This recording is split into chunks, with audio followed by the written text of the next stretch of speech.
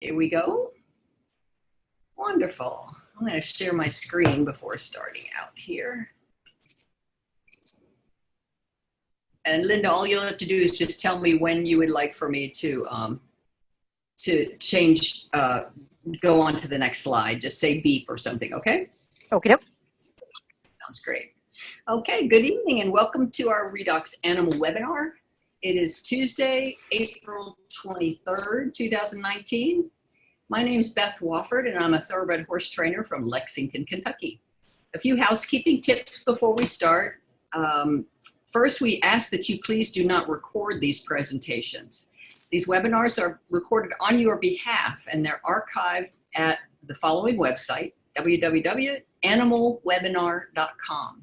We're building a library there and there are many, many wonderful webinars there for you to look back on several different species of animals. So we encourage you to go check those out and certainly share those with others, but you do not need to record these yourself. These webinars take place at 9 p.m. Eastern Time, 6 p.m. Pacific Time on the fourth Tuesday of each month, so you can mark your calendars accordingly. And finally, and most importantly, please understand that we do not make medical claims of any sort with our products. We are in no way suggesting that you not call your vet or you ignore their advice in any way should your animal need medical care. These molecules do not heal or cure anything, but they simply help each and every living cell work the way it was designed. And that, in turn, enables the body to heal itself. But also keep in mind that the products are 100% safe and completely non-toxic, so feel free to use them in generous quantities with any animal that crosses your path, and certainly yourself as well. Tonight, we have a wonderful treat. My friend Linda Tansek is here, and she's going to give you some of her background, but we are so delighted. And Linda, thank you so much. I'm forever grateful that you've taken time out of your very busy schedule right now to join us tonight. So take it away and share with us. Well, thanks so much, Beth. It is fun to be on here. The animals make this type of thing easy. Normally I would panic over these kind of presentations, but you know, when you're doing it for these kids, it becomes easy. And I'm a certified equine massage therapist. I work on mostly performance horses, like a lot of barrel horses and event horses and things like that. And we've used lots and lots of different treatments, modalities, energy products, you name it, we've used it over the years, and we still use some of them. But what I'm finding is that the redox molecules tie everything together. Everything we try to do is to create balance and flow in the body. And that's exactly what the molecules do at the very cellular level, so that all the other tissues can transform and have that flow. If that makes sense? Not sure. Probably, why don't you just go ahead to the next slide. And I'll give you a little idea of why we do what we do. I'm a co-founder and the president of a nonprofit helping horses and heroes. And these two girls that came in there, Aspen and Annie, came from a horrible, horrible situation. There was like 49 dead horses on the property. We took 17 of them in. All of them survived, all of them thrived. But it was a real challenge for the first couple of weeks.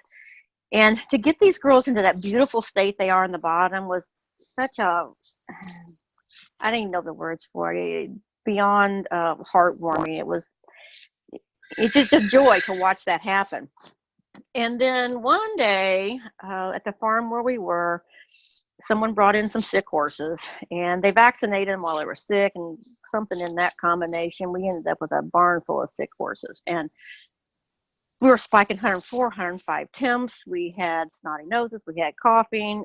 Aspen was neurological. She actually was going down on her knees. Poor Sherry, we talked about her earlier. She's the one that got me involved with this. And she heard I was distraught. It was not good. The vets were not making any progress. We were doing some treatments, but it wasn't helping. And I had 2 bottles of redox molecules on hand. And I gave it to everybody that had any kind of a temp. I think there was 5 of them at the time. 2 of them never had any more symptoms. They just kind of went away. 3 of them got pretty sick. Aspen and Annie did, and we had a thoroughbred off the track that got really sick. And one thing that's really interesting is the thoroughbred didn't want anything in her mouth. We couldn't give it to her with an oral syringe, so we gave it to her rectally, like Beth recommends a lot of times. Annie, bless her little heart, you can do anything with her, and we would use an oral syringe with her. And Aspen is like PTSD, was still real panicky about stuff, and we could hardly handle her. And I put it in her food, and normally we don't recommend that for animals. You don't want to put it with anything organic. You don't want to start breaking down the molecules before it gets in the body. But she got enough that it helped. We had to give her a little extra. And what was fascinating to me was watching these horses go from being really lethargic, head down in the corner, not wanting to do anything, to, oh, okay, I'll eat my food now. And it was hot. It was in the summer, and they weren't wanting to drink water, and they would go over and they would drink water. And I was taking temps 4 or 5 times a day.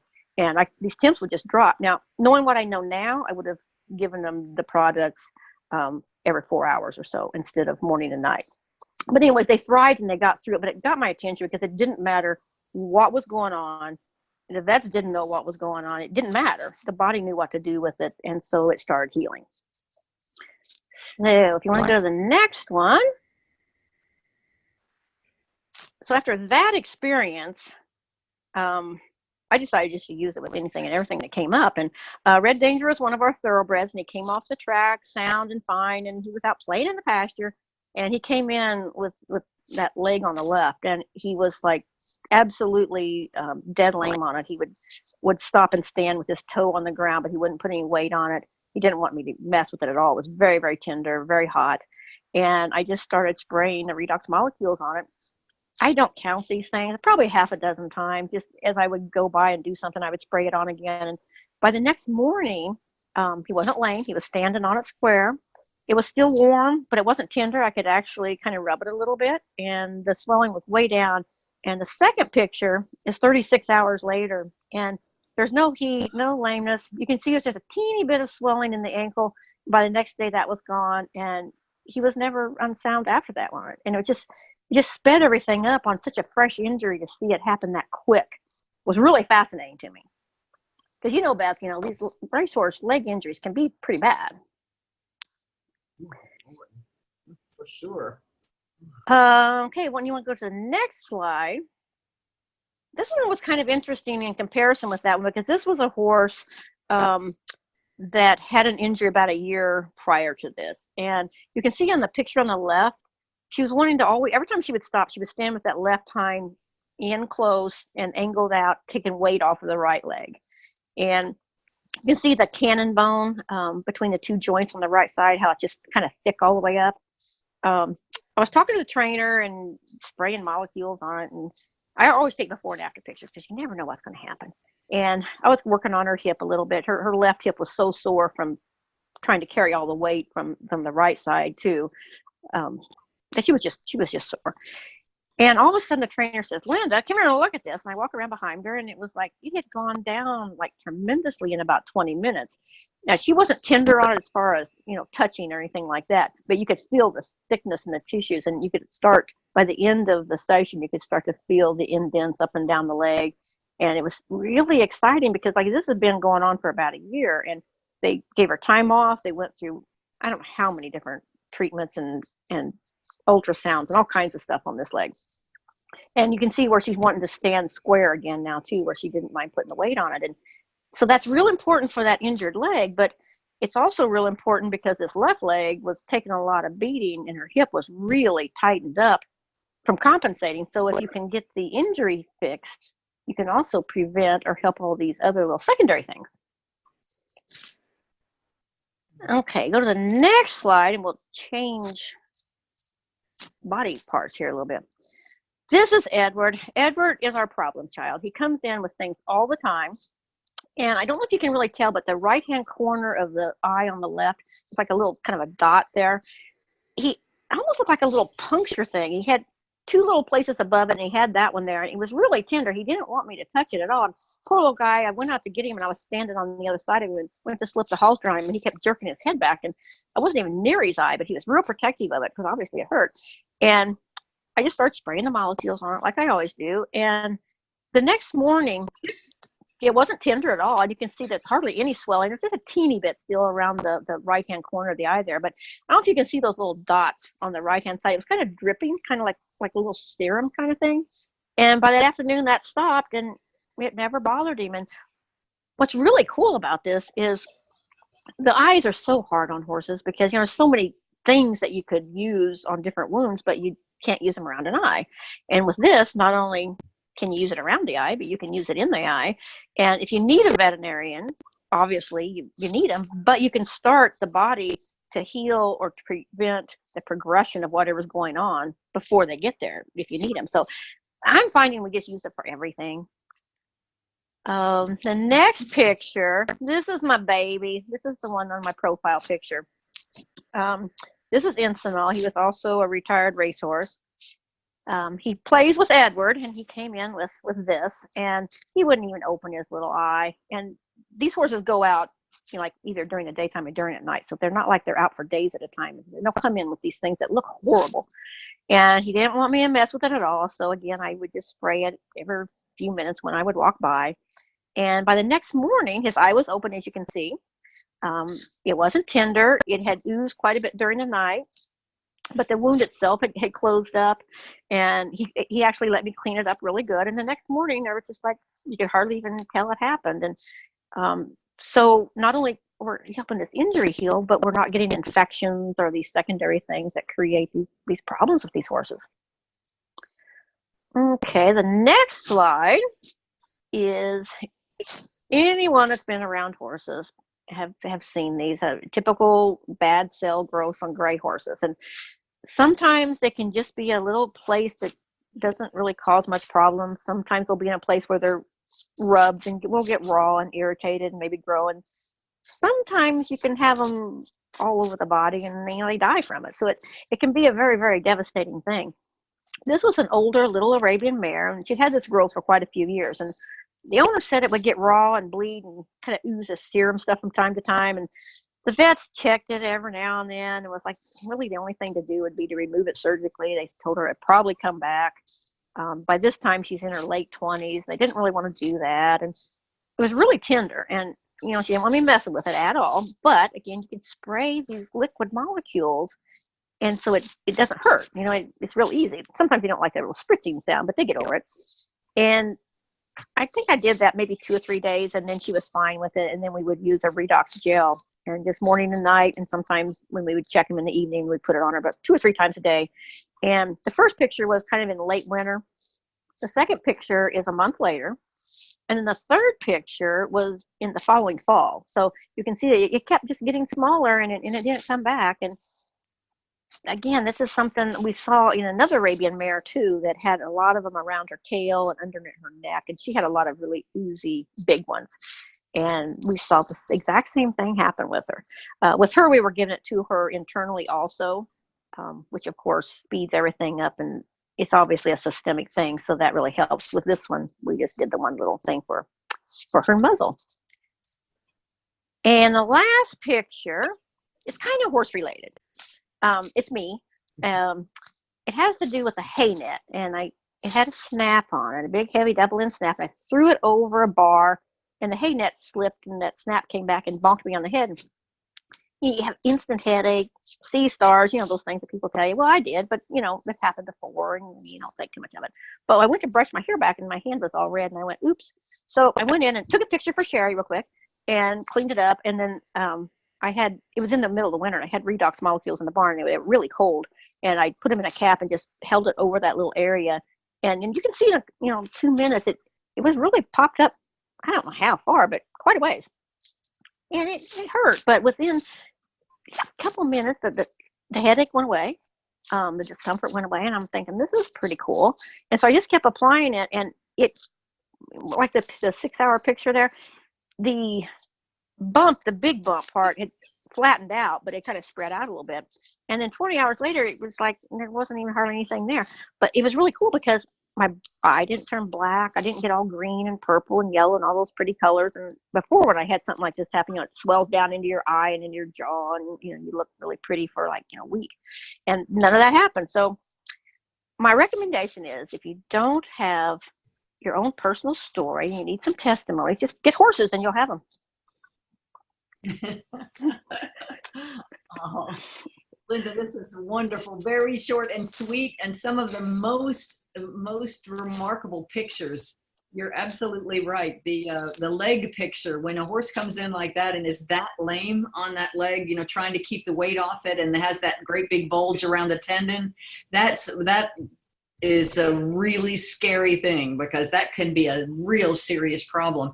And to have that change in 36 hours is phenomenal. That is like near miraculous for sure.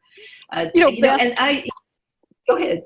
Oh, it was kind of funny because my sister trained racehorses for years, and I was really getting into this whole redox thing and seeing some really cool things. And she was still being pretty skeptical and really more traditional in the approach of things. So I didn't send her the picture or tell her about his injury until I had the second picture. And when I texted her the first one, she's on the phone saying, "What did he do?" And I said, wait, get the second picture first. And she said she was about to have a heart attack. And she was laughing later. She goes, "Yeah, if you would have sent me that first picture and say, yeah, I'm just spraying some redox molecules on it to see what happens." She goes, "I would have came up and smacked you." She goes, "You need to be cold hosing. You need to be wrapping it. You need to be sweating it. You need to be doing all these things." And didn't need to. And poor little Edward, the little dark horse that had the eye injury, did something yesterday to his leg. And he was walking on it, but I mean, head bobbing lame. And the same thing, his leg was kind of warm. I started spraying it. It's been almost 36 hours now. He's walking totally fine. Swelling's almost gone. That's phenomenal. And I learn from these animal webinars just as much as anyone. We can never stop learning. Animals are our greatest teachers. And one of the things that I had two interesting things from listening to you tonight.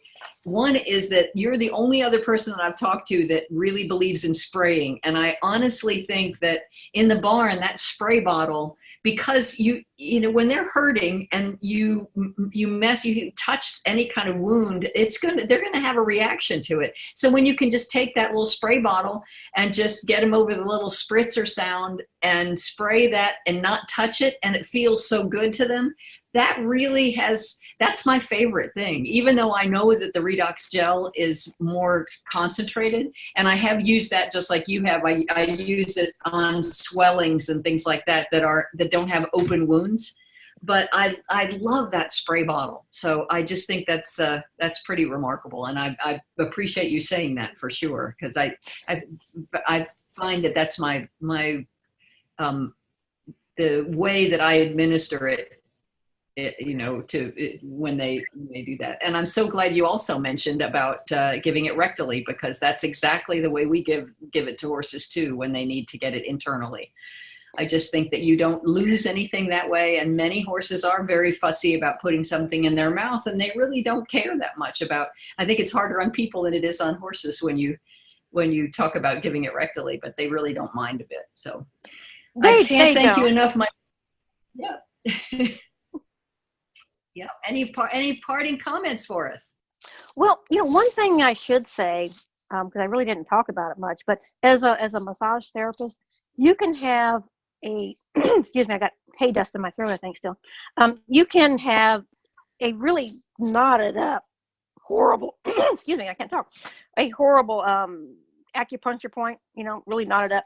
And you can just spray that on there and put your hand on it. You can feel it warm up. You can feel it soften.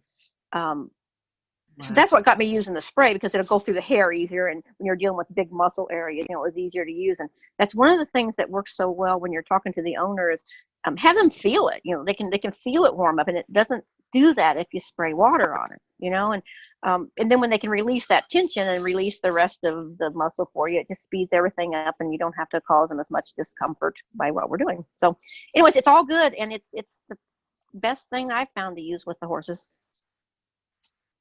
I love that. I have never heard that about just spraying an acupuncture point. That's really cool. Oh, that's great. Well, Beth, we're trying to create flow and communication in the meridians and on the body. And what better way to create communication than cellular communication that tells all those little cells what to do? Beautiful. Beautiful. That ties it all together. Thank you all so much for joining us tonight. Our next animal webinar is May 28th. It's late, just the way it falls in the calendar. So I hope you all can join us once again, and you can share this. This will be posted within the next, 24 hours to 24 to 36 hours. So I hope you share this with all the people that you think need to hear about it, this is an excellent and short and sweet. So this is a great tool that we can use to help people understand the value of this incredible products that we have in technology. So Linda, thank you again, my friend. I appreciate you so much taking the time to be with us tonight. And well, I you're sure welcome. hope you My share pleasure. this copious, you bet. All right. Thanks so much, friends.